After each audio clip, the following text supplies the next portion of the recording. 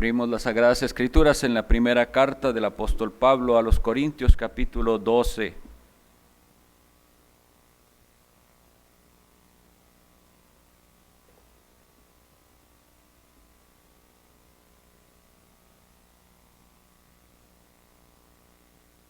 Vamos a leer del último versículo del capítulo 12 hasta el versículo 7 del capítulo 13. Primera Corintios 12, 31.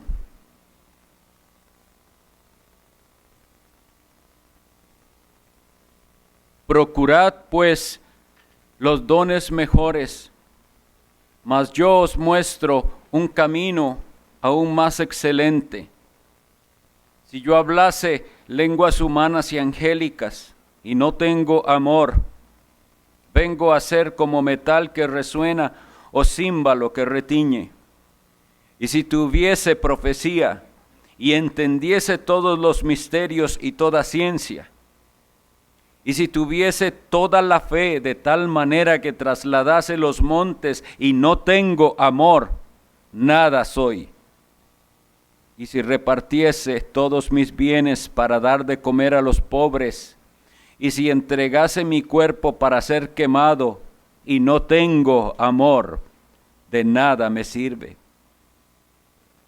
El amor es sufrido, es benigno. El amor no tiene envidia. El amor no es jactancioso, no se envanece. No hace nada indebido, no busca lo suyo, no se irrita, no guarda rencor, no se goza de la injusticia, mas se goza de la verdad. Todo lo sufre, todo lo cree, todo lo espera, todo lo soporta. Esta es la palabra del Señor. Quiera Él bendecir su lectura. Hemos visto que la iglesia allá en Corinto había tomado un camino equivocado. Por eso es que el apóstol Pablo les dice que les va a enseñar un camino más excelente. Y el camino equivocado era con respecto al uso de los dones espirituales, de aquellas habilidades especiales que el Espíritu Santo da a cada creyente para servir en la iglesia los unos a los otros. Parece entonces que en la iglesia allá en Corinto, la gente ejercía sus dones con motivaciones equivocadas. Y parece que estaban valorando más esta bendición de tener algún don, sin entender el propósito del don, apreciando más a los dones que al dador de los dones. Por eso es que se da ese lenguaje, como decíamos en la vez anterior, hiperbólico, exagerado, de tener muchas cosas y no tener amor, que significaba hacerlo sin Dios, no tener al Señor. Y es posible, vemos que fue posible y tuvo terribles resultados, pero tengamos esto presente, porque esto pasa y sigue pasando en el mundo y en las iglesias, que se aprecia más lo que Dios da que a Dios, que es el dador de todo. Nosotros, los creyentes, estamos tan influenciados por el mundo, y en todas las generaciones los creyentes tienen que luchar con esa influencia del mundo, de la forma en que el mundo hace las cosas, piensa y habla. Y una cosa tan sencilla como una manera de expresarse también influye en los creyentes. ¿Por qué digo esto? Porque hoy que vamos a hablar de las características del amor y de lo que es amar, debemos reconocer que hemos llegado a usar el verbo amar y la palabra amor de la manera incorrecta, no como la Biblia nos manda. Tanto que la gente ama cosas. Y alguien puede decir, amo las papas fritas. Está bien que le gusten las papas fritas, está muy bien.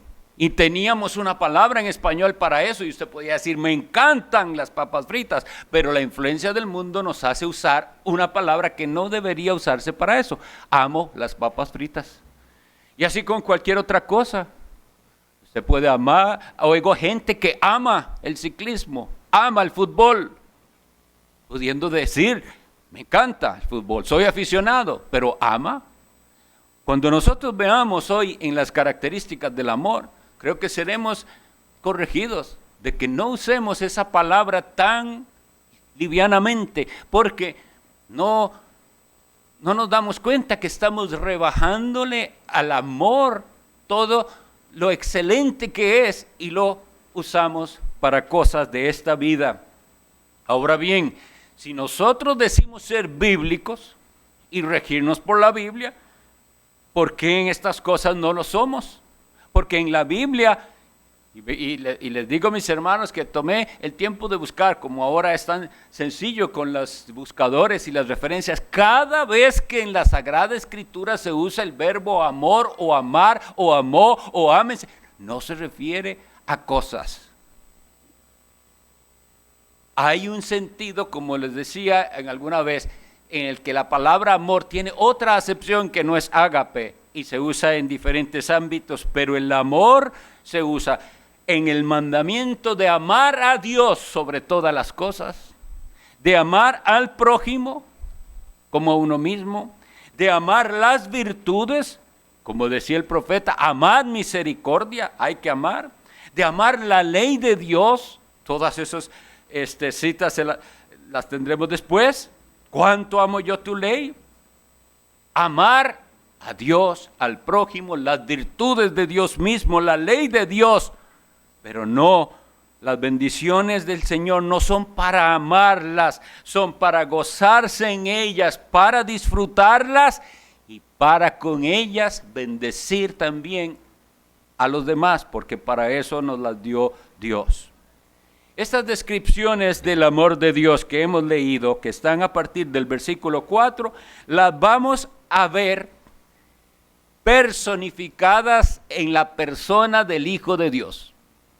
Es Él el que de manera excelente y plena nos muestra a nosotros lo que es el verdadero amor. Vamos a ir entonces a ellas porque dice así, versículo 4, el amor es sufrido. ¿Quién más sufrido que el Hijo de Dios, Jesucristo?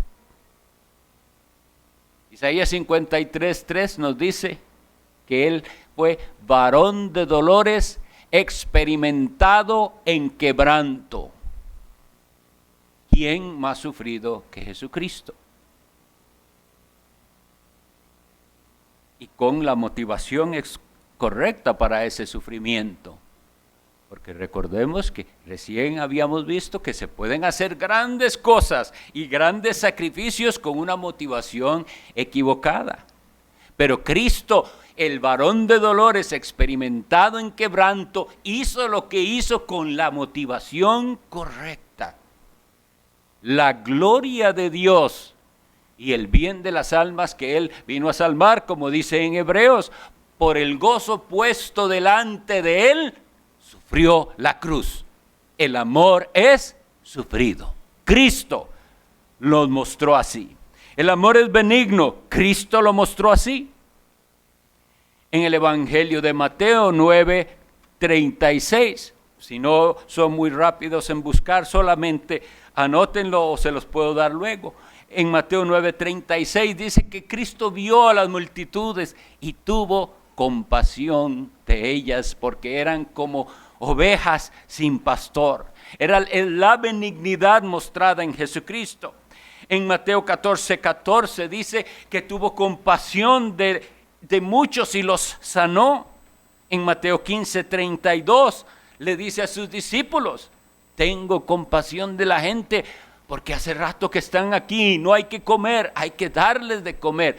La benignidad se mostró de manera excelente en Cristo, benigno, compasivo con las necesidades de las personas. El amor, dice el siguiente, no tiene envidia.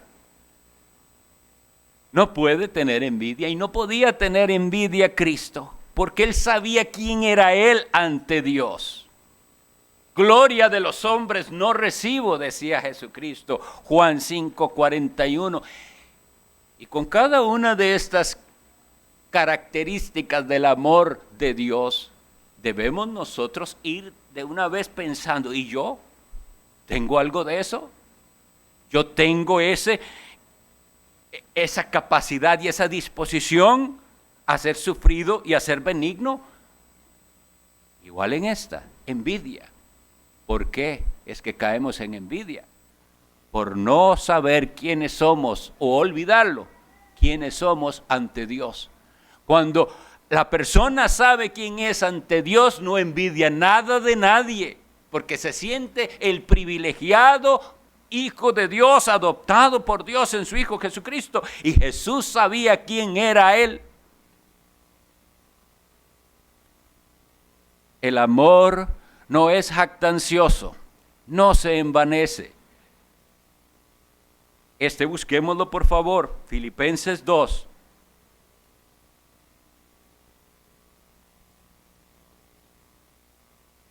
Del 6 al 8.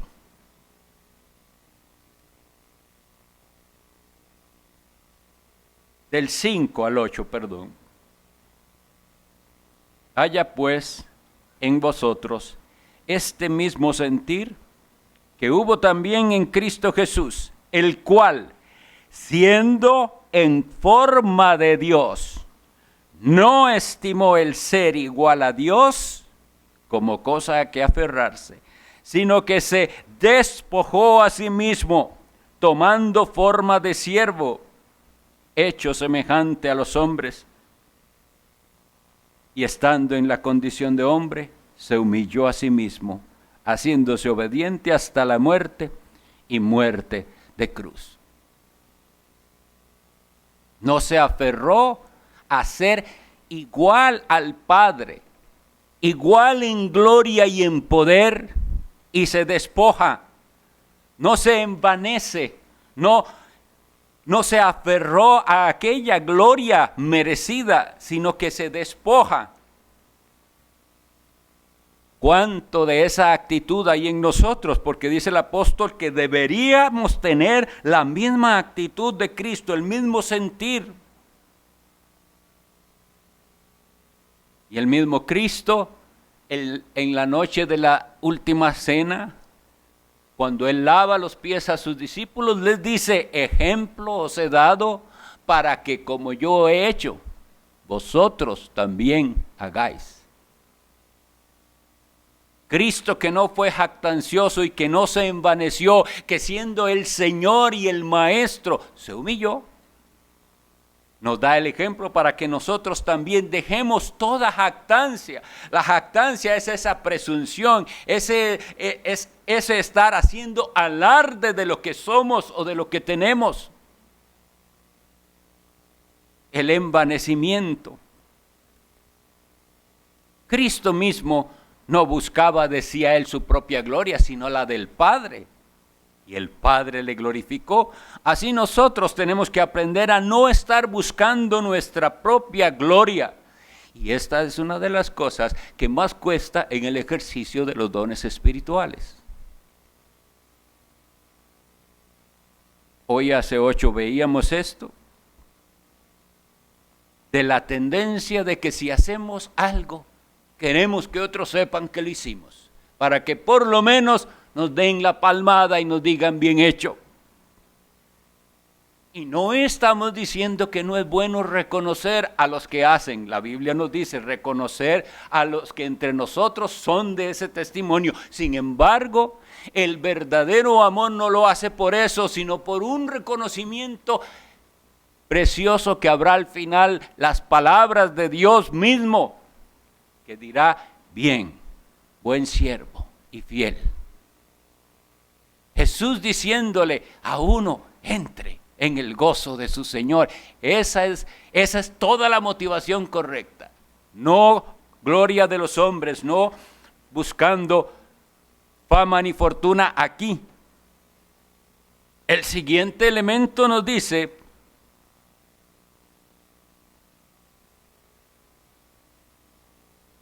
no hace nada indebido.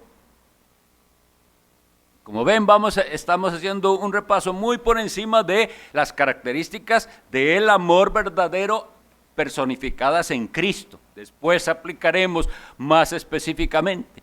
Pero al decir no hace nada indebido, el amor, ¿cómo es posible para alguien no hacer nada indebido? Bueno, para Cristo, conociendo Él perfectamente la ley de Dios, porque Él es el dador de la ley. Y Él es el varón descrito perfectamente en Salmos 1. Ustedes saben que a veces leemos el Salmo 1 y nos impulsamos a ser nosotros como el varón descrito en el Salmo 1, que dice: bienaventurado el varón que no anduvo en consejo de malos, ni en camino de pecadores, ni en silla de escarnecedores se ha sentado, sino que en la ley de Jehová está su delicia, y en su ley medita de día y de noche. Y es un muy buen impulso a que seamos ese varón, pero ese varón perfectamente solo lo es el Hijo de Dios, el que tiene completo deleite en la ley de Dios, y por entender la ley de Dios y por deleitarse en ella es que no hace nada indebido. Hoy, en cambio, desechando la ley de Dios, la gente no puede saber qué es indebido o qué no es indebido. Ellos se vuelven la ley. Es según sus sentimientos y opiniones, o según lo que este mundo va dictando, si algo es debido o indebido. Pensemos, no hace nada indebido. Cristo amó completa y perfectamente sin hacer nada indebido, porque conocía la ley de Dios.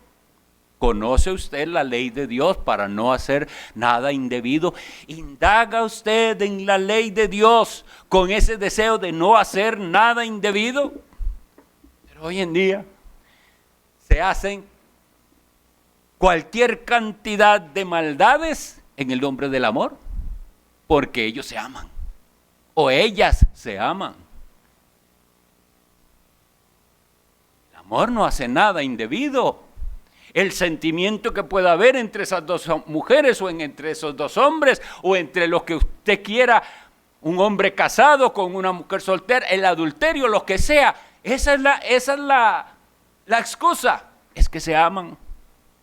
Y qué triste escuchar a veces a un padre o a una madre cuyo hijo empieza una relación sentimental indebida y decir: ay, es que se enamoró, es que se aman. El amor no hace nada indebido. De manera que aunque el sentimiento sea poderoso, que puede serlo, si es el verdadero amor, dice, Dios dice que no hago nada indebido. El amor verdadero no hará nada indebido, no quebrantará la ley de Dios. Y para eso entonces tenemos que conocer la ley de Dios y enseñarle la ley de Dios a nuestros hijos. ¿Está usted esforzándose por conocer la ley de Dios y por enseñarla a sus hijos?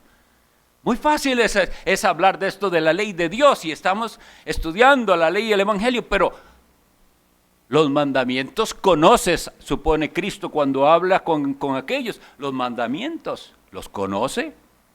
Dígalos. Quiero oír los mandamientos. La iglesia de Dios ha olvidado los mandamientos y por eso hace cosas indebidas. Debemos esforzarnos para que el verdadero amor nuestro, el amor de Dios, se exprese en que no estamos dispuestos a hacer nada indebido.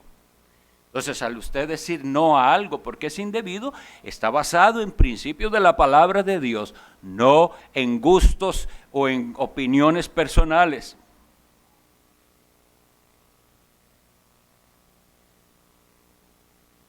No busca lo suyo. Es esa ausencia de egoísmo. Gálatas 1:4.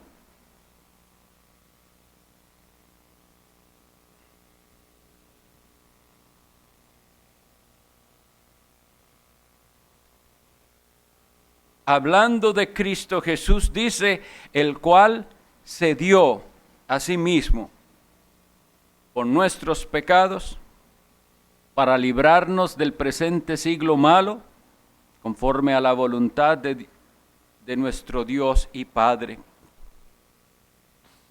No busca lo suyo, no hay egoísmo, se dio a sí mismo.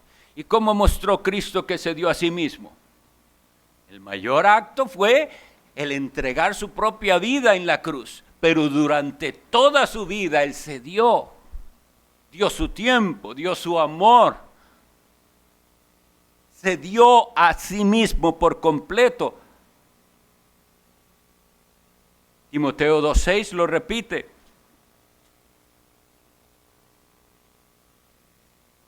Primera Timoteo 2:6, perdón.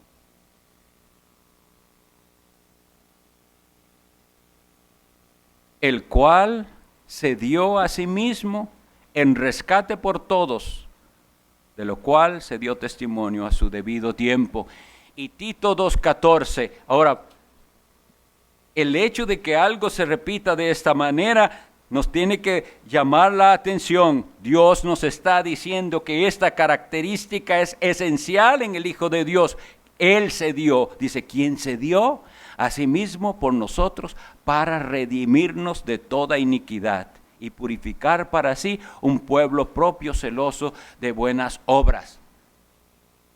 Por amor a su pueblo se dio a sí mismo. Cuando nosotros hacemos el ejercicio de los dones espirituales, tenemos que darnos a nosotros mismos. Darnos desinteresadamente. ¿Lo estamos haciendo? El siguiente elemento dice, no se irrita. Irritarse es ese enojo. Y aquí nosotros debemos ver, el Hijo de Dios Jesucristo nunca se irritó pecaminosamente. El único enojo que conoció el Señor Jesucristo fue el enojo santo provocado por el pecado y por la ofensa al nombre de Dios. Y lo tenemos registrado en los evangelios, como Él se llenó de esa ira santa al ver lo que habían hecho del templo de Dios, del cual Él les dijo, mi casa, casa de oración será llamada, y ustedes han hecho de este lugar un lugar de mercado, una cueva de ladrones. Y eso llenó el corazón de Cristo de enojo, y fue y volcó mesas y echó a todo el mundo, y eso no fue pecado. Ese es el enojo santo, como les digo, provocado por la ofensa al nombre de Dios. Pero hoy nosotros, llamados cristianos, vemos ofenderse el nombre de Dios y parece que no es con nosotros. Debería haber en nuestro corazón ese celo de Dios. Pero si nos irritamos por cualquier otra cosa que no salga como a nosotros nos gusta que sea. El irritarse. Miren, estamos tan dados que todo irrita a la gente. Si llueve, hay una expresión de irritación. Otra vez lloviendo, y si hace mucho calor, y si no llegó el carro de la basura a tiempo, y lo que sea, cualquier cosa irrita a las personas. Y eso es pecado. El amor no se irrita. Las relaciones entre las personas. Esposo, esposa. ¿Por qué irritarse? Eso no hay por qué. Cuando damos consejería matrimonial, yo insisto en decirle a las parejas, no hay que enojarse. Pero pastor, no hay que enojarse por nada, tiene que ser algo tan especial, no se irrite. No tiene por qué, porque se hace una horrible y pecaminosa costumbre estarse irritando por todo. Primero por una cosa, luego por otra. Todo es causa de irritación.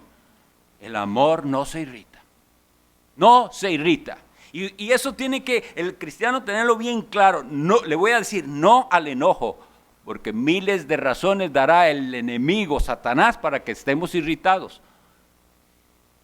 Y la gente, como siempre lo que digo, nos vamos acomodando a ese molde mundano.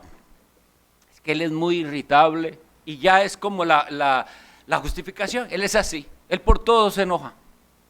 No, el amor no es así.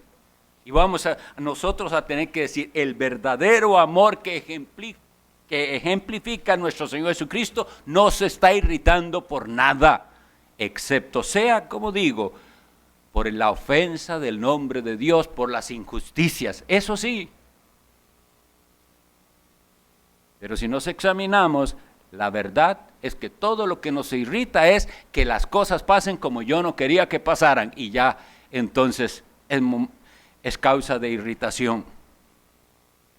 Y el que sigue dice, no guarda rencor. Por eso les digo que nosotros le decimos amor a cosas que no son amor y usamos el verbo amar mal. El amor no guarda rencor. Y si hablamos del rencor, estamos hablando de que habrá cosas que provocan al rencor.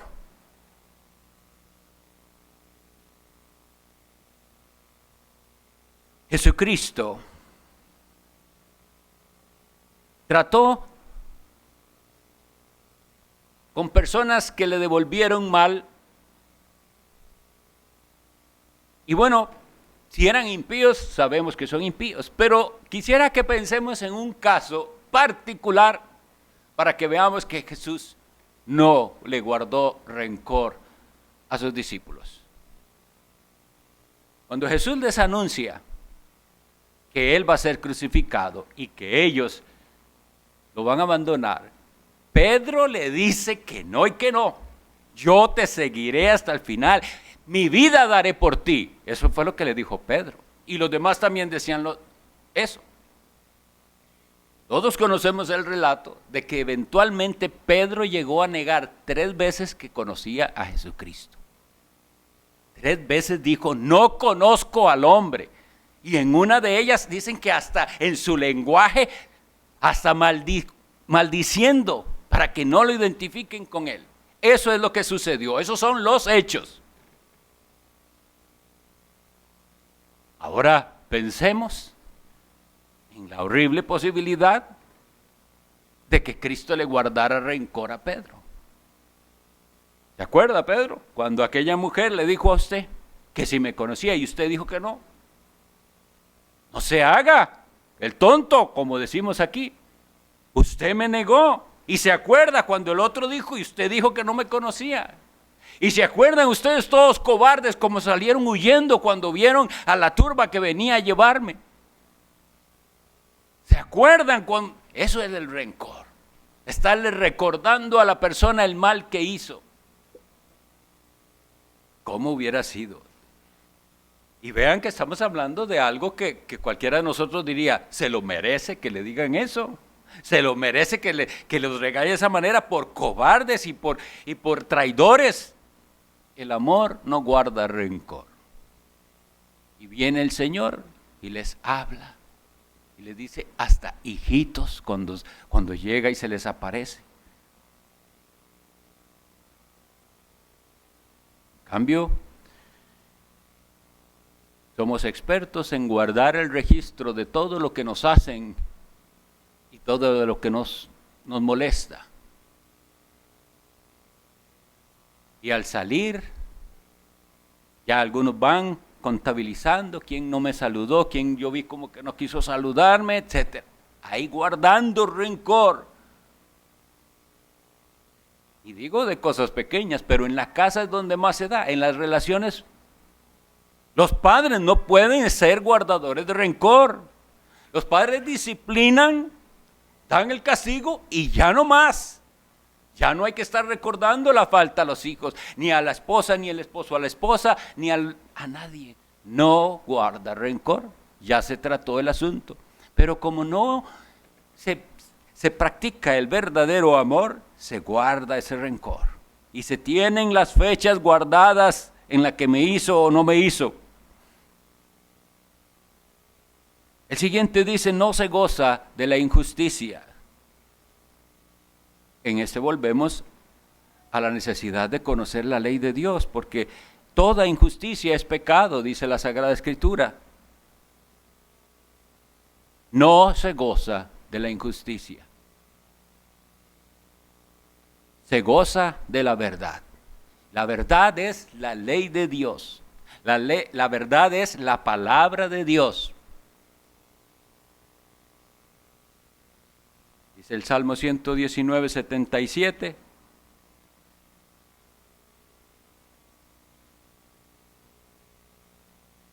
Vengan a mí tus misericordias para que viva, porque tu ley es mi delicia.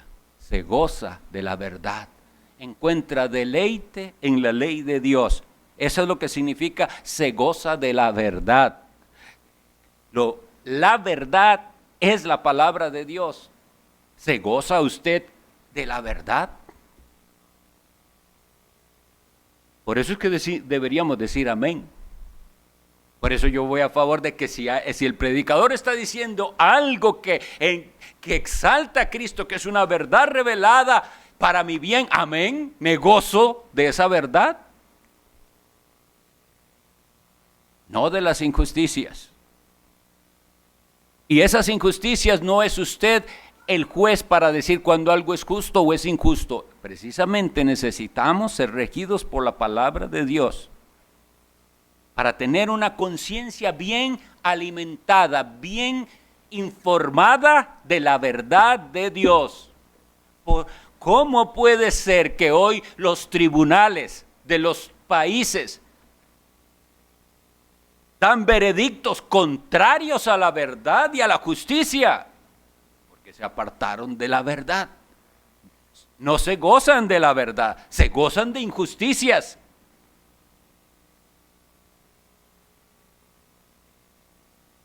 Y ese gozarse en la verdad lo tenía Cristo mismo también. En Juan 15:11 les dice, estas cosas os he hablado para que mi gozo esté en vosotros y vuestro gozo sea cumplido. Oiga, Jesucristo está diciendo que lo que Él les está hablando a ellos, que este es el capítulo de la vid verdadera y que tienen que permanecer en Él y unidos a Él, porque separados de Él nada pueden hacer, que unos pámpanos serán cortados porque no llevan fruto. Todo eso, ¿para qué se los dice? Dice que yo les he... ¿Cómo es que dice?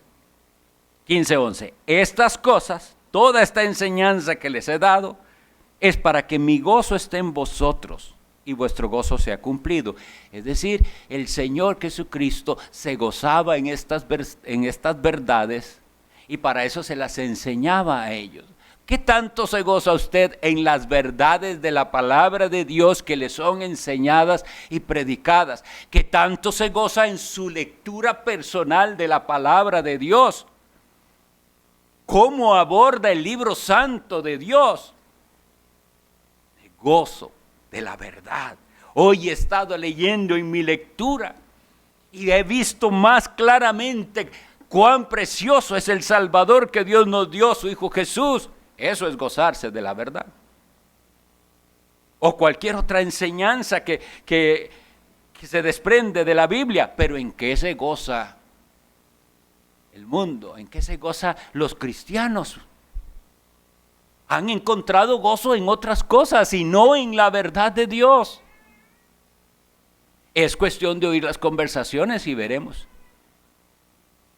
Yo no veo gente en su mayoría gozándose en la verdad de Dios, sino gozándose en las cosas de este mundo temporal y muchas veces hasta en cosas vanas, porque como les decía, sí, las bendiciones de Dios son para disfrutarlas y gozarse en ellas, pero no para amarlas.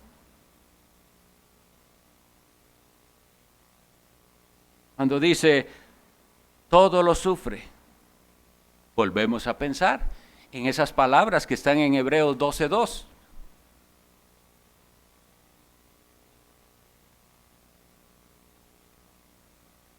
Puestos los ojos en Jesús, el autor y consumador de la fe, el cual, por el gozo puesto delante de él, sufrió la cruz, menospreciando el oprobio, y se sentó a la diestra del trono de Dios. Menospreció, oprobio es vergüenza, tuvo por menos esa vergüenza que él pasó en su agonía, en la cruz, en la humillación terrible. Todo lo sufrió. Eso es verdadero amor. Pero hoy la gente no aguanta nada. No es verdadero amor entonces. Y ese te amo con todo mi corazón del amor romántico. No es. No aguanta nada, no sufre. Todo lo sufre.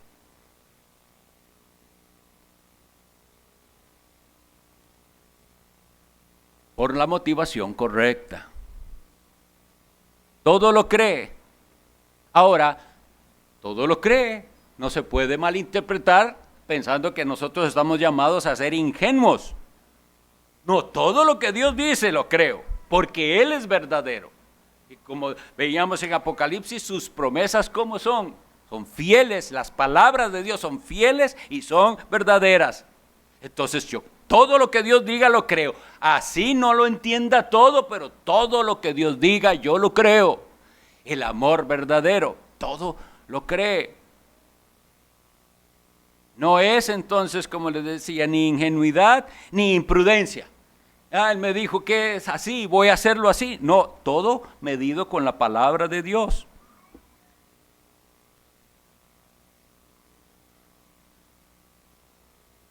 Cristo dijo, Juan 8:26, muchas cosas tengo que decir y juzgar de vosotros, pero el que me envió, el Padre, ¿verdad?, es verdadero.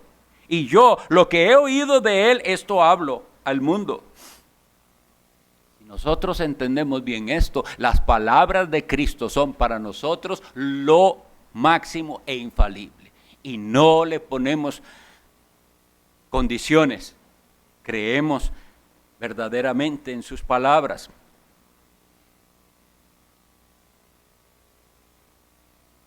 Todo lo espera. La paciente espera de Cristo. Quisiera que pensáramos en eso. Todo lo espera. Estuvo dispuesto a esperar. ¿Ustedes creen que fue fácil para Cristo vivir el santo de los santos sin pecado en este mundo pecador? ¿Y ustedes creen que esa espera fue fácil? Porque Cristo no empezó, como algunos piensan, su ministerio desde niño y en la adolescencia, no. Tuvo que someterse a sus padres, vivir en aquel barrio de Nazaret entre pecadores, siendo él un niño santo y obediente, impecable, ver la maldad en el corazón de sus compañeros de juego, de sus familiares, de sus hermanos, de sus padres, y esperar, porque él sabía quién era.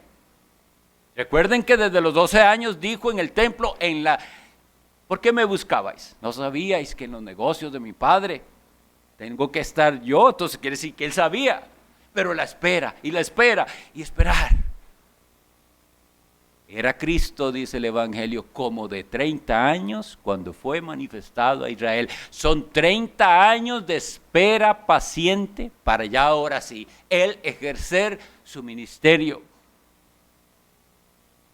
Pero algunos no están dispuestos ni a esperar unos cuantos añitos porque ya llegan a la iglesia y ya que yo quiero servir al Señor y quiero ser predicador. No, Cristo nos mostró la espera. Quiero y debo hacer el ministerio de Dios, pero tengo que esperar hasta que Dios autorice que ya puedo hacerlo. Él nos mostró con su ejemplo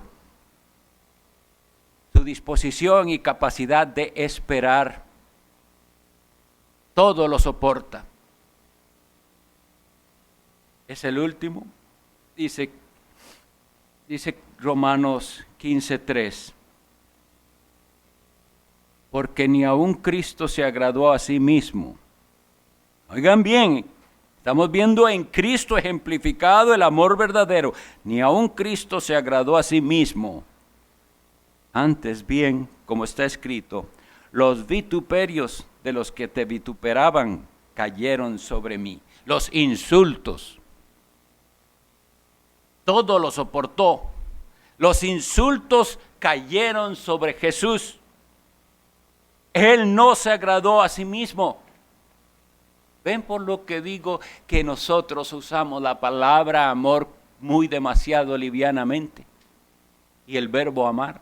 Porque esto es amar. Esto es el amor.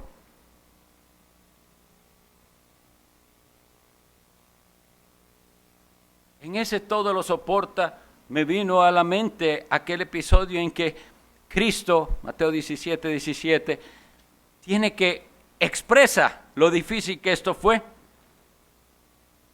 Porque fue el episodio del joven al que los discípulos no pudieron echar el demonio. Y él le dijo, versículo 17 del capítulo 17 de Mateo, respondiendo Jesús dijo, oh generación incrédula y perversa, ¿hasta cuándo he de estar con vosotros? Esta expresión es para que nosotros entendamos que no fue fácil para Cristo vivir en este mundo rodeado de pecadores, que somos lo que Él dice ahí, una generación incrédula y perversa. No aquellos nada más, nosotros somos y vivimos en una generación incrédula y perversa. Y Él soportó eso. Y no nos tiene que soportar al presente también. No tiene que soportar nuestras incredulidades habiéndonos mostrado una y otra vez su amor y su misericordia y su providencia, pero vuelve otra vez a pasar algo y volvemos a dudar de aquel que no miente. Ese es el amor que todo lo soporta, el amor de Dios ejemplificado en su Hijo Jesucristo. Quisiera entonces que nosotros como cristianos aprendamos a tener la regla de medir correcta y dejemos de medir las cosas como las mide el mundo, porque el mundo está equivocado. ¿Cómo entonces vamos a evaluar el amor? Con esta regla que aquí dice, esto es el amor. Ahora bien, no estoy pretendiendo que alguno de nosotros en esta vida llegue a manifestar todas estas cualidades de manera perfecta. No nos es posible. Pero en eso estamos. Si usted no está en este negocio de hacer que todas estas virtudes del amor estén en usted, usted no está entonces en el proceso de santificación. Y el proceso de santificación es indispensable para la salvación. No es un requisito, viene con la salvación. Entonces, hay una necesidad, como les digo, imperiosa de que dejemos esos parámetros del mundo y procuremos entonces el carácter de Cristo. ¿No dice Efesios 5:1 que tenemos que ser imitadores de Dios como hijos amados? Y siendo el carácter de Dios descrito de esta manera, no debemos esforzarnos entonces en que nuestro amor se parezca a este verdadero amor, porque esa es la voluntad de Dios, según dice Romanos 8:29, que lo conocemos también. El propósito de Dios en toda esta cadena de salvación y en todo este plan es que fuéramos hechos conforme a la imagen de su Hijo Jesucristo. Lo que estamos viendo es el camino más excelente que hay, el camino del amor. Y este camino tenemos que caminarlo en nuestras casas, en nuestra relación, esposos, esposas, en nuestra relación con nuestros hijos, en nuestra relación con nuestros vecinos. Caminemos por el camino excelente en nuestra relación con todos los que nosotros tratamos. Y no se trata entonces solamente de aprender a hablar diferente, porque así empecé, ¿verdad? Hablando de esa costumbre que ahora es, amo tal cosa. Y ya lo arregló. No se trataba de eso. El ejemplo es para que viéramos cómo estamos de influidos por el mundo. Pero aprendamos lo que es el verdadero amor y practiquemos el verdadero amor. Cuando estudiamos Gálatas hace unos años, había dicho que todos llevamos un fariseo adentro. Y ese fariseo constantemente quiere salir.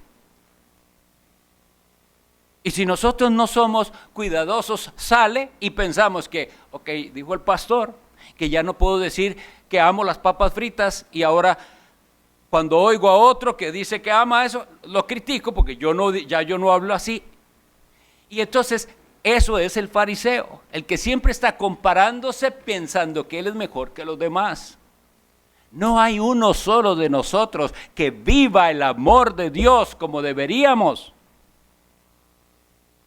No somos sufridos, no somos lo benignos que debemos ser.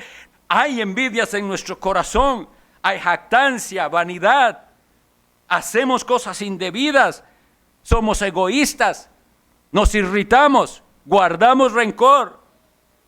Hay injusticias que no nos duelen. En lugar de gozarnos de la verdad, nos gozamos de lo mundano y de lo pecaminoso a veces. No estamos dispuestos a sufrir. No creemos, decimos que creemos, pero no creemos toda la Biblia. Y no aguantamos nada. Pero el amor tiene todas estas características para que nosotros aprendamos el camino más excelente.